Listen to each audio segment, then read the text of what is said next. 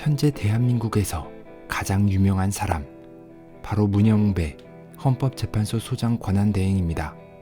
4월 18일 헌법재판소 임기를 마지막으로 퇴임하는 그는 6년 전 인사검증 과정에서 30년 넘게 판사 생활을 하면서 재산이 4억가량으로 청렴결백의 표본을 보여주었습니다. 심지어 평균 재산보다 높아서 부끄럽다고까지 말했습니다.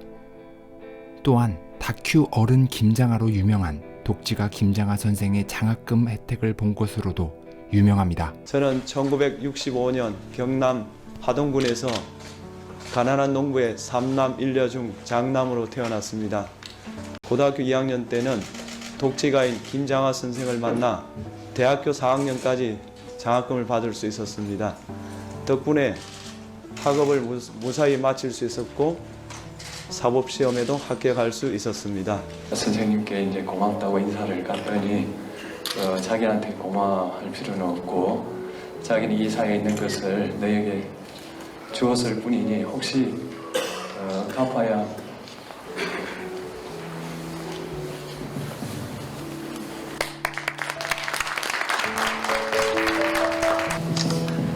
된다고 생각하면 이 사회에 갚아라.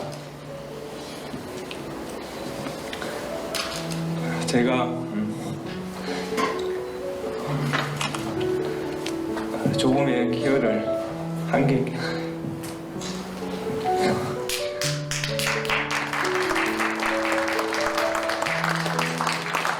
있다면 그 말씀을 지혜 않았기 때문이라고 생각합니다.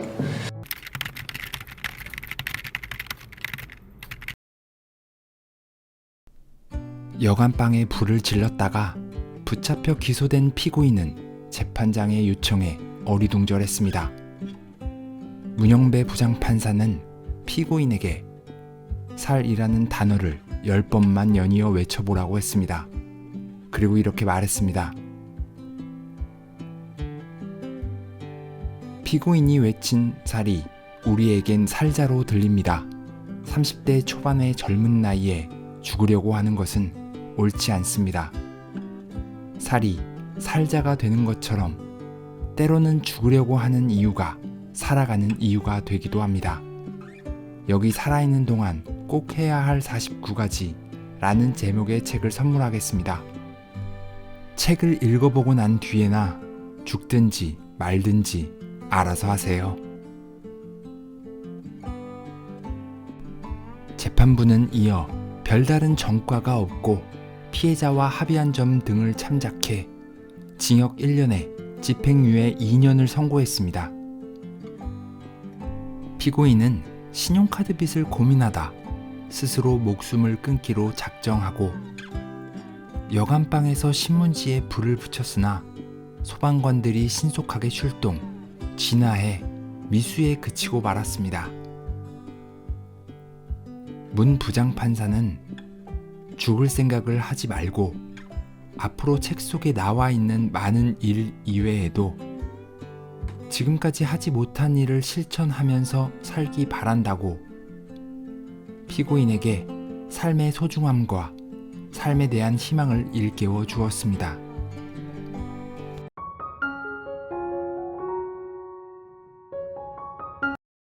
자기 자신에게 어려움을 어떻게 극복할 것인지 물어보세요. 역경은 진정으로 자신을 비춰볼 수 있는 거울입니다. 역경이 지난 후에는 탄탄대로가 열립니다. 물론 그 탄탄대로가 지나면 또 다른 자갈길과 역경이 있을 수도 있지요. 인생은 그런 것이라고 합니다. 문영배 부장판사는 중국 작가 한조잉의 에세이집 살아있는 동안 꼭 해야 할 49가지를 피고인에게 건넸습니다. 이 책은 어떤 책일까요? 이 책은 우리가 살아가는 동안 꼭 해야 할 49가지를 담고 있습니다. 어떻게 보면 버킷리스트 같은 것으로 보셔도 괜찮습니다. 다만 총 49가지의 해야 할 일들을 보면 의아하실 수도 있습니다. 사랑의 송두리째 걸어보기, 소중한 친구 만들기, 은사님 찾아뵙기, 부모님 발 닦아드리기,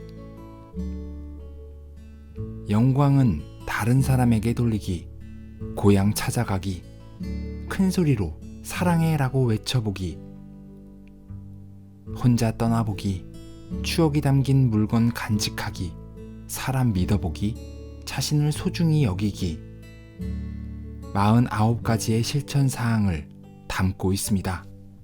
대부분 거창한 것들이 아닙니다. 우리가 주목하지 않는, 어떻게 보면 사소하게 지나치는 것들에게서 행복을 찾아낼 수 있다는 것입니다. 실패하거나 시행착오를 겪었을 때는 스스로를 다독여주는 것이 좋습니다. 반대로 마음먹은 일을 해냈을 때는 자신을 칭찬해 주세요. 아주 작은 일이라도 말이에요. 자신을 격려하는 사람은 내면의 행복을 찾을 줄 아는 사람입니다. 자신을 사랑하는 법을 배워야 합니다. 스스로를 사랑할 때 더 많은 이해, 사랑을 받게 됩니다. 다른 사람이 좋아하는 모습보다 먼저 당신 스스로가 좋아하는 모습이 되어보세요. 그러려면 먼저 자신을 이해해야 합니다. 자신을 이해한 후에야 비로소 자신을 어떻게 사랑할 것인지, 자신이 표현하고 싶은 것이 무엇인지 정확히 알게 됩니다. 자신 있는 일을 하세요. 이 자신감이 사람을 완벽하게 만듭니다. 사실 이 책이 엄청나게 특별하지 않습니다. 이 책을 읽고 기적처럼 삶의 의욕이 되살아난다거나 많은 고난과 아픔이 치료되지 않습니다. 그럼에도 당시 문영배 부장판사는 이 책을 건네면서 책을 다 읽고 죽든지 말든지 하라고 말하며 다시 한번 생각해보라는 의견을 전달했습니다. 다리 위에 죽으려는 사람들에게 누군가 말을 시키고 말려주기도 합니다. 그 사람들은 다시 와서 죽으려고 할까요? 물론 그런 사람들도 있겠죠. 하지만 많은 사람들이 다시 한번 인생을 살아간다고 합니다.